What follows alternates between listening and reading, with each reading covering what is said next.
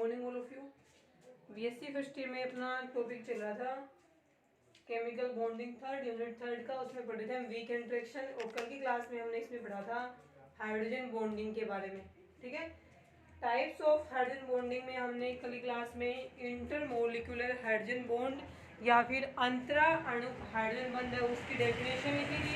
Definition के बाद में हमने उसके अंदर लिखा था आपके कि इंटरमोलिकुलर या अंतरा अणु का हाइड्रोजन बॉन्ड है वो किस प्रकार से जो मॉलिक्यूल्स हैं उनकी फिजिकल प्रॉपर्टीज को प्रभावित करते हैं। उसमें हमने कल एक पढ़ा था, एक तो H2S और H2O की फिजिकल स्टेट पढ़ी थी कि H2O लिक्विड स्टेट में होता है जबकि H2S है वो गैसीय स्टेट में होता है। क्यों?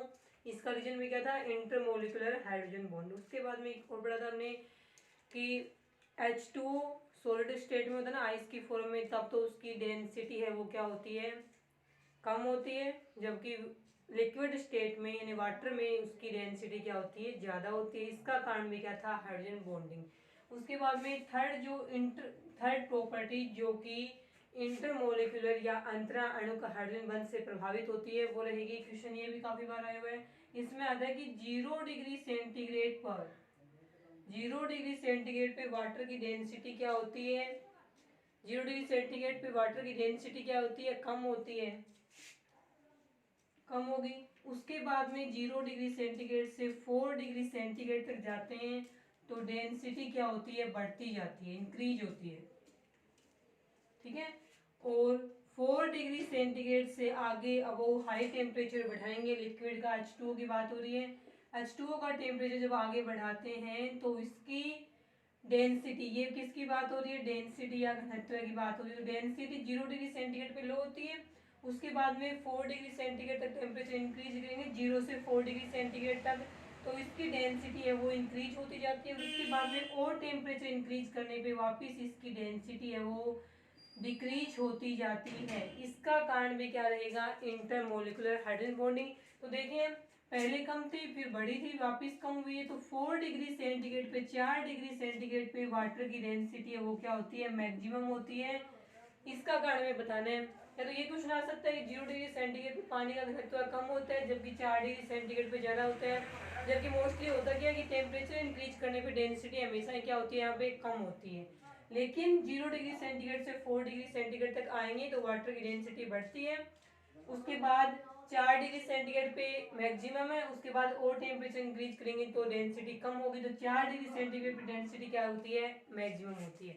अब इसका कारण देखना कि 4 डिग्री सेंटीग्रेड पे डेंसिटी मैक्सिमम क्यों होती है, 0 डिग्री सेंटीग्रेड पे लो क्यों होती है। देखें, इसका कारण ये रहेगा कि 0 डिग्री सेंटीग्रेड पे वाटर कौन सी फॉर्म में रहता है? H2O।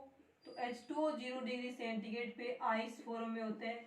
आइस का मतलब है ये सॉलिड स्टेट में होगा। और कल वाली क्लास में हमने लास्ट क्वेश्चन किया था कि सॉलिड स्टेट में क्या होता है कि एक H2O मॉलिक्यूल्स है वो क्या करेगा?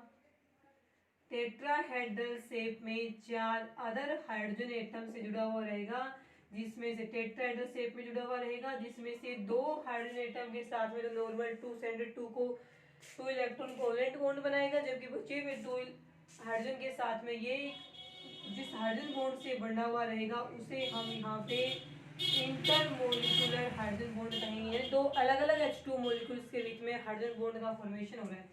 अब ये हाइड्रोजन किसी दूसरे H2 मॉलिक्यूल्स का था, ये हाइड्रोजन में किसी दूसरे H2 मॉलिक्यूल्स का था। इस प्रकार से ये आगे जुड़े हुए रहेंगे, ये भी आगे जुड़े हुए रहेंगे। तो इसमें क्या था कि जब H2 सॉलिड स्टेट में होता है, आइस के रूप में होता है, तो इसमें H2 मॉलिक्यूल्स के बीच में जो वेकेंट स्पेस होता है ना वो ज्यादा होता है। वेकेंट स्पेस ज्यादा हुआ तो वॉल्यूम बढ़ गया, वॉल्यूम बढ़ गया लेकिन मास क्या हुआ है? कम ही हुआ है। तो वॉल्यूम बढ़ेगा तो डेंसिटी क्या होती है? कम होती है। ठीक है, इसलिए हम कहते हैं कि 0 डिग्री सेंटीग्रेड पे वाटर है वो H2O आइस फॉर्म में या सॉलिड स्टेट में प्रेजेंट होते हैं। तो आइस में H2 मॉलिक्यूल्स के बीच में वेकेंट साइड ज्यादा होने के कारण से H2O का आइस की फॉर्म में डेंसिटी कम हो जाती है। इसी कारण से H2O की 0 डिग्री सेंटीग्रेड पे घनत्व क्या होता है? कम होता है। उसके बाद में इसमें आता है कि जैसे ही हम 0 डिग्री सेंटीग्रेड से टेम्परेचर इंक्रीज करेंगे तो ये जो H2O था वो कौन सी स्टेट में आ जाएगा? Liquid H2O। लिक्विड H2O यानी वाटर की फॉर्म में आ जाएगा।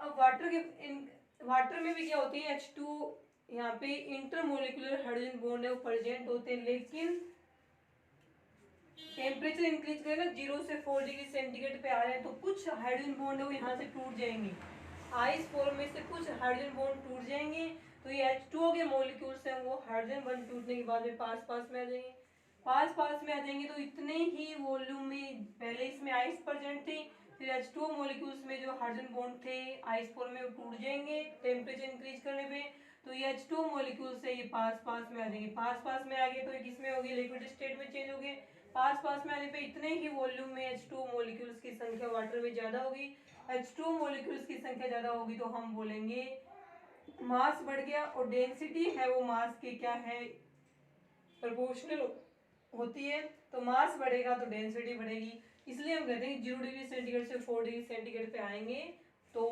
आइस सॉलिड से लिक्विड वाटर में चेंज हो जाएगा, इस कारण से इसकी डेंसिटी इंक्रीज हो जाएगी।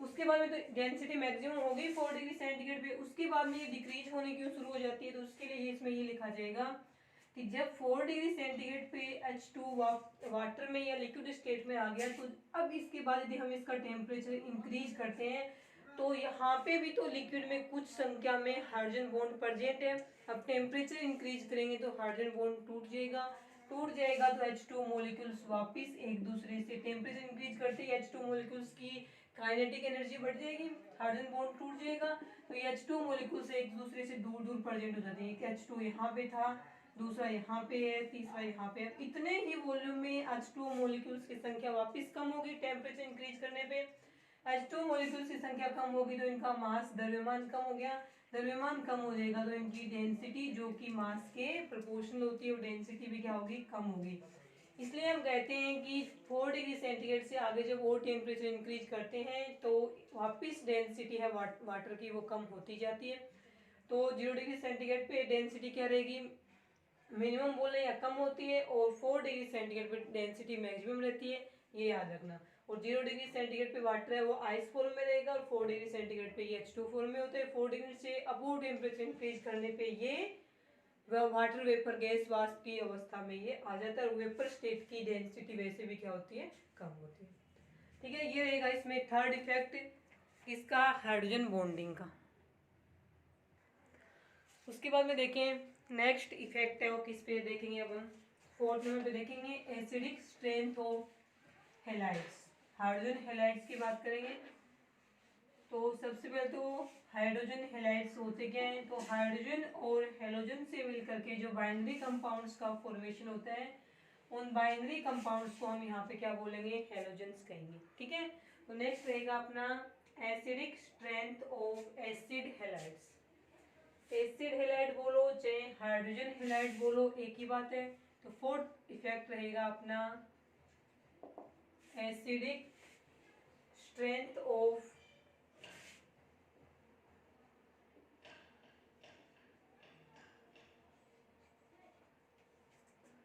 Acidic strength of acid halide, ठीक है, ये तो पता है ये हेलाइड्स हैं सभी एसिडिक नेचर के होते हैं, अम्लीय प्रकृति के होते हैं, अब ये अम्लीय प्रकृति के ऑर्डर देखना है अपने को इनका, ये कई बार पूछा हुआ भी एग्जाम में,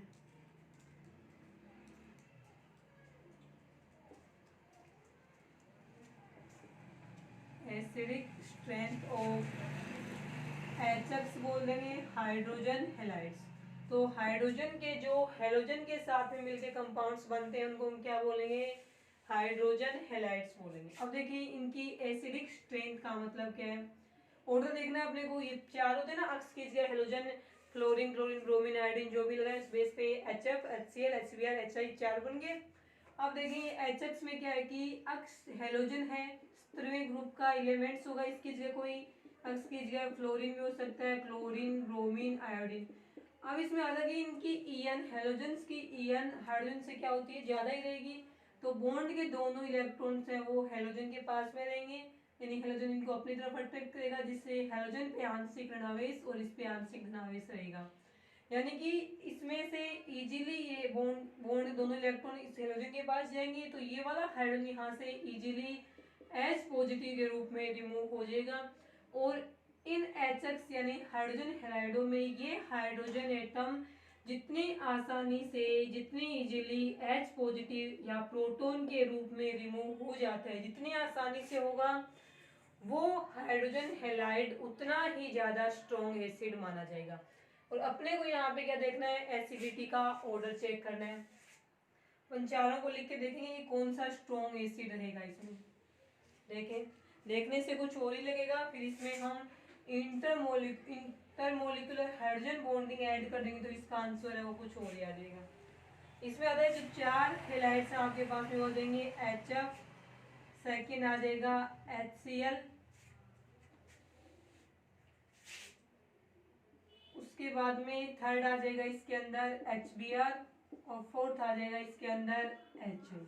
अब देखिए इसमें क्या दिखने से तो ये लगा कि फ्लोरीन की ईएन ज्यादा है सभी हेलोजन में, तो फ्लोरीन की ईएन ज्यादा तो बॉन्ड के इलेक्ट्रॉन इजीली ले लेगा और यहाँ से हाइड्रोजन आसानी से H पॉजिटिव के रूप में रिमूव हो जाएगा, तो इसकी एसिडिक स्ट्रेंथ सबसे ज्यादा रहेगी, जबकि ऐसा नहीं होता है। तो होना तो इसके ईएन के अकॉर्डिंग तो ये वाला ऑर्डर होना चाहिए था कि सबसे ज्यादा एसिडिक ये है, सबसे कम H है, लेकिन ऐसा होता नहीं है। इसका रीजन क्या रहेगा, इंटरमोलिकुलर हाइड्रोजन बॉन्डिंग। अब इंटरमोलिकुलर हाइड्रोजन बॉन्डिंग से क्या रहेगा, देखें इसके पास HF का दूसरा मोलिक्यूल रहेगा, सिर्फ HF और HI की बात करते हैं, दोनों तो बीच में रहेंगे। तो जब HF का मोलिक्यूल से इसके पास दूसरा, अब HF के सॉल्यूशन में तो है नहीं HF का एक ही मोलिक्यूल है, बहुत सारे HF के मोलिक्यूल होंगे। अब दूसरा HF का मोलिक्यूल है, अब ये वाला हाइड्रोजन एटम है वो दो HF मोलिक्यूल्स के मोर इलेक्ट्रोनेगेटिव फ्लोरीन एटम के बीच में आ गया। तो अब यहाँ पे क्या करेगा, ये इसके साथ में हाइड्रोजन बॉन्डिंग का फॉर्मेशन कर लेगा।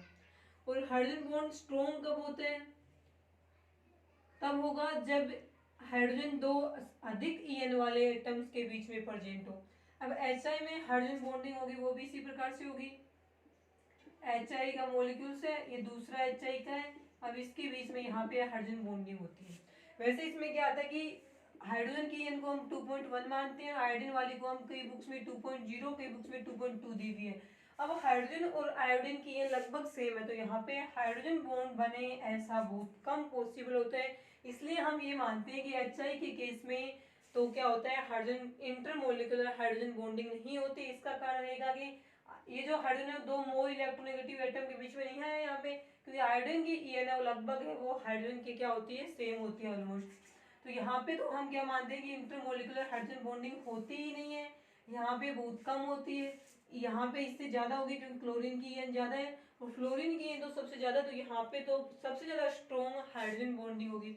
अब नेक्स्ट HF का मोलिक्यूल है वो यहाँ पे प्रेजेंट होगा, अब यहाँ पे हाइड्रोजन बॉन्डिंग होगी। अब ये हाइड्रोजन इजीली H पॉजिटिव के रूप में रिमूव नहीं हो सकता, क्यों, क्योंकि यहाँ से तो ये कोवेलेंट बॉन्ड से जुड़ा हुआ है, जबकि इसके साथ में ये इंटरमोलिकुलर हाइड्रोजन बॉन्डिंग है।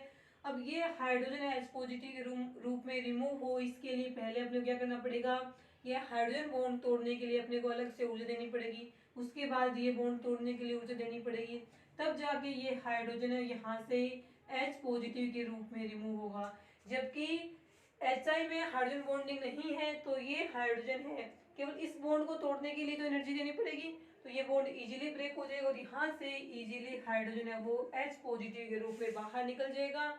और इन हाइड्रोजन हैलाइडों में से हाइड्रोजन एटम जितनी इजीली H पॉजिटिव के रूप में रिमूव हो जाते हैं उसकी एसिडिक स्ट्रेंथ उतनी क्या रहेगी, ज्यादा रहेगी।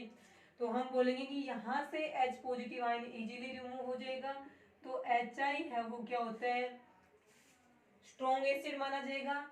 HBr की उससे कम होगी, HCl की उससे भी कम होगी और HF की एसिडिक स्ट्रेंथ है वो सबसे कम रहेगी। तो ये इफेक्ट पहले होना तो ये चाहिए था इसमें, लेकिन ये वाला ऑर्डर आता है कि इसके कारण से आएगा इंटरमोलिकुलर, ये जो बॉन्डिंग है वो कौन सी है यहाँ पे, इंटरमोलिकुलर हाइड्रोजन बॉन्ड या फिर अंतरा अणु का हाइड्रोजन बॉन्ड। ठीक है, तो एसिडिक स्ट्रेंथ है उसको इंटरमोलिकुलर हाइड्रोजन बॉन्ड है वो इस प्रकार से प्रभावित करेगा। लास्ट देखें, ये क्वेश्चन भी आया हुआ है कई बार, सिक्स्थ इफेक्ट रहेगा इंटरमोलिकुलर, यहाँ तो पता चल रहा है क्योंकि हम इंटरमोलिकुलर हाइड्रोजन बॉन्डिंग के बाद में इफेक्ट करवा रहे हैं, तब तो पता है इंटरमोलिकुलर हाइड्रोजन बॉन्डिंग होगी, लेकिन एग्जाम में पहले से इतना पड़ेगा इसमें इंटरमोलिकुलर है इंट्रामोलिकुलर, तो खुद से याद रखना पड़ेगा कि इसमें इंटरमोलिकुलर हाइड्रोजन बॉन्ड बनेगा या फिर इंट्रामोलिकुलर हाइड्रोजन बॉन्ड का फॉर्मेशन है वो होगा। तो नेक्स्ट जो 6 नंबर क्वेश्चन है वो है इस प्रकार से है, the nature of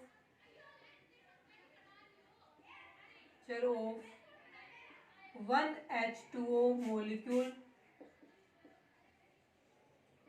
in crystalline water is different from rest 4 molecules in CuSO4.5H2। इसमें क्वेश्चन में लिखे हुए तो ये रहेगा कि CuSO4 copper sulphate dot 5H2 का जो क्रिस्टल है उसमें 5 H2O के जो मॉलिक्यूल्स हैं उसमें से एक की नेचर अलग होती है, 4 की एक जैसी होती है। तो एक मॉलिक्यूल्स की H2O की नेचर है वो, जो रेस्ट बचे हुए 4 मॉलिक्यूल्स हैं H2O के उनसे क्या रहती है, अलग रहती है।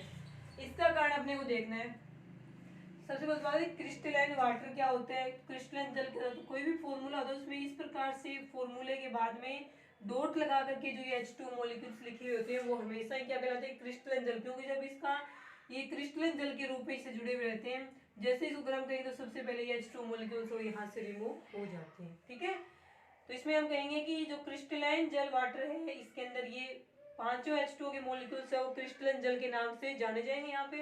अब इसके स्ट्रक्चर में से हमें पता चलेगा कि ये जो 5 H2O के मॉलिक्यूल्स इससे जुड़े हुए हैं उसमें से एक H2O का मॉलिक्यूल्स अलग होता है, बाकी बचे हुए 4 है वो एक जैसे होते हैं। इसका रीजन देखें क्या रहेगा, रीजन होगा इसके स्ट्रक्चर का। स्ट्रक्चर बनाएंगे तो इसमें कॉपर जो है वो इस स्ट्रक्चर में, इस क्रिस्टल के स्ट्रक्चर में कॉपर है वो अष्टफलकीय या ऑक्टाहेड्रल शेप में 6 ऑक्सीजन एटम से जुड़ा हुआ रहता है। उसमें से 6 में से 4 ऑक्सीजन एटम तो 4 H2 के होते हैं, जबकि 2 ऑक्सीजन एटम इस सल्फेट के होते हैं, सल्फेट आयन के। देखिए किस प्रकार से बनाएंगे, ये होता है आपका H2 मॉलिक्यूल्स इस प्रकार से।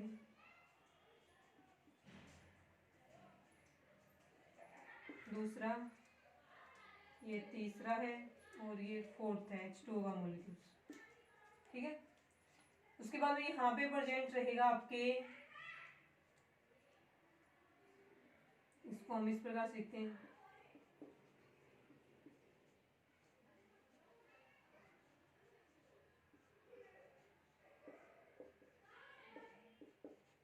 ठीक है। तो ये पूरा H2 का मॉलिक्यूल्स है, ये दूसरा H2 का मॉलिक्यूल्स है, ये तीसरा H2 का मॉलिक्यूल्स है, ये चौथा। अब कॉपर का लिए क्या होता है कि ये ऑक्टाहेड्रल शेप में 6 ऑक्सीजन एटम से घिरा रहता है, उसमें से 4 ऑक्सीजन है वो किसके होते हैं, H2 मॉलिक्यूल्स के 4 हो गए। अब बचे हुए 2 किसके हैं, सल्फेट आयन के। लेकिन सल्फेट आयन वाले इस स्ट्रक्चर में हम शो नहीं कर सकते, उसको देखना हम किस प्रकार से शो करेंगे। उनको शो किया जाएगा कुछ इस प्रकार से कि ये सल्फेट आयन है, उसका ये रहेगा ऑक्सीजन, ये ऑक्सीजन, सल्फेट आयन इस प्रकार से होगा SO4 -2 और फोर्थ ये। अब जो H2 का मॉलिक्यूल है वो यहाँ पे रहेगा, पांच पांच होते ना, 4 तो ये आगे एक बच गया वो यहाँ पे। अब ये वाले ऐसे घूम के आते हैं, ये और ये दोनों ऑक्सीजन एटम यहाँ पे घूम के आएंगे, इसके साथ में एक ऊपर यहाँ पे और एक नीचे यहाँ पे जुड़ा हुआ रहेगा। 2D में स्ट्रक्चर बना नहीं सकते, सिर्फ ऐसे खोल के लिखी हुई है। अब ये हाइड्रोजन एटम इन दो मोल इलेक्ट्रोनेगेटिव ऑक्सीजन एटम के बीच में आ गया, तो यहाँ पे हाइड्रोजन बॉन्डिंग होगी, यहाँ पे भी होगी और यहाँ पे भी होगी और यहाँ पे भी होगी। तो हम इसमें ये बोलते हैं कि इस प्रकार से प्रेजेंट रहेगा। अब ये दोनों ऑक्सीजन एटम है ना, ये हमने खोल के लिखा, ये घूम के आएंगे ऐसे करके और यहाँ पे बॉन्ड बनाएंगे। तो कॉपर है इस स्ट्रक्चर में, इस क्रिस्टल में 6 ऑक्सीजन एटम से घिर गया, 4 ऑक्सीजन है वो H2 मॉलिक्यूल्स के, 2 सल्फेट आयन के। अब इसमें पांचवा ये जो H2 है इसकी प्रकृति क्या होती है, बाकी चारों से अलग होती है। क्यों होती है, क्योंकि बाकी बचे हुए 4 हैं वो तो इसमें, जो बचे हुए 4 हैं वो तो इसके अंदर डायरेक्ट कॉपर से जुड़े हुए हैं लिगेंड के रूप में, जबकि पांचवा जो H2 का मॉलिक्यूल्स है वो इसके आयन यानी CuH2O4 इसके और सल्फेट आयन के बीच में किसके रूप में जुड़े हुए हैं, लिगेंड सॉरी ब्रिज के रूप में जुड़ा हुआ है। और ब्रिज के रूप में कोई बॉन्ड नहीं बना रखा इसने, केवल इसके साथ में भी ये हाइड्रोजन बॉन्डिंग से जुड़ा हुआ है और इसके साथ में भी ये हाइड्रोजन बॉन्डिंग से जुड़ा हुआ, दोनों ही जगह हाइड्रोजन बॉन्डिंग कौन सी, यहाँ पे इंटरमोलिकुलर हाइड्रोजन बॉन्डिंग है वो रहेगी। ठीक है, इस कारण से ये जो पांचवा मॉलिक्यूल्स है उसकी ये चारों तो एक जैसे एक तरह से जुड़े हुए, जबकि ये केवल इनके साथ में इंटरमोलिकुलर हाइड्रोजन बॉन्डिंग से जुड़ा हुआ है कोई कोवलेंट बॉन्ड नहीं बनाता, इस कारण से हम इसमें बोलते हैं कि CuSO4.5H2O के स्ट्रक्चर में जो 5 H2O मोलिक्यूल्स होते हैं उसमें से 4 H2O मोलिक्यूल्स एक जैसे होते हैं, जबकि 5वां इनसे अलग होता है, वो इसी कारण से रहेगा। ये वो 5वां जो अलग है, ठीक है। ये रहेगा आपके इंटरमोलिकुलर हाइड्रोजन बॉन्डिंग के इफेक्ट। इसके बाद में कल की क्लास में हम करेंगे इंट्रामोलिकुलर हाइड्रोजन बॉन्ड और उसके इफेक्ट है। आज के लिए इतना ही।